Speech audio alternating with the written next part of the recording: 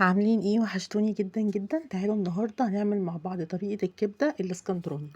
اول حاجه، في ناس كتير كتير جدا ما بيغسلوش الكبده، فانا بصراحه بقرف، فبعمل ايه؟ انا مش بغسلها بمعنى بغسلها، انا بديها شطفه بس كده وبخليها تنزل كل الميه اللي فيها.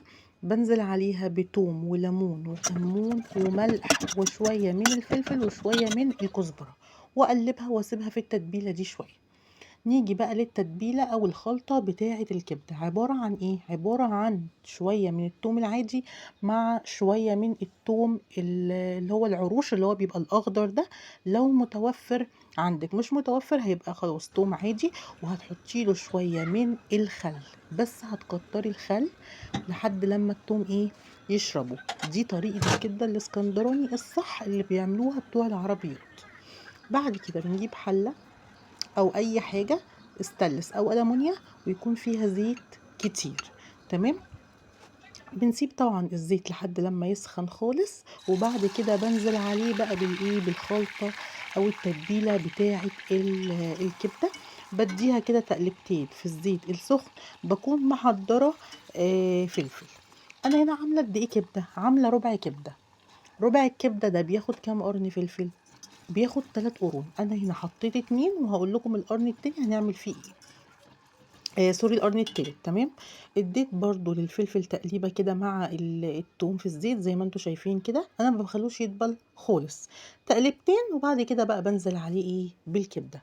بسيب الكبده بتاعتي، ما بنزلش عليها باي بهارات ولا اي حاجه غير لما اللون بتاعها يتغير. طب ما احنا كنا حاطين تتبيله على الكبده وهي بعد ما غسلناها. لا، دي ملهاش علاقه بدي.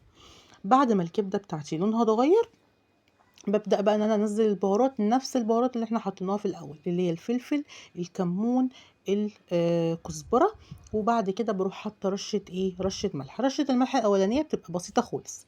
هنا بقى بروح مظبطه الملح بتاعها. ولما خلاص بقى تستوي، بنزل بقرن فلفل في الاخر خالص. حتى احنا لما بنجيب سندوتشات الكبده من بره بنحس ان في فلفل مثلا مستوي خالص، في فلفل تحس اللون بتاعه زي ايه؟ زي ما هو كده. الفلفل اللي بيستخدموه بتوع الكبدة مش الفلفل الرومي، مش الفلفل الكوبي، لا هما بيستخدموا قرون الفلفل العادية بقى، باردة أو حراقة. ده على حسب ايه؟ راحتك. طبعا أنا كنت عاملاها هنا باردة عشان ده كان عشاء للعيال. طبعا هم أطفال فملهمش في الحراق، بس كنت عاملة حسابي وعاملة حسابي كده ايه؟ في قرنين فلفل ايه؟ حراقين مولعين على جنب، علشان اكل بتمزج بسندوتش الكبدة.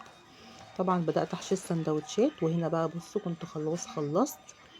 عصرت بقى الليمون. طبعا برضو بتوع السندوتشات بتاعت الكبده او العربيات بيقطعوا الليمون 4 ارباع كده بالشكل اللي انا مقطعاه بيه ده. وعصرت بقى الايه؟ الليمون عليها. عايزه اقول لكم طعمها حكايه جدا جدا والله، بجد زي بتاعت العربيات.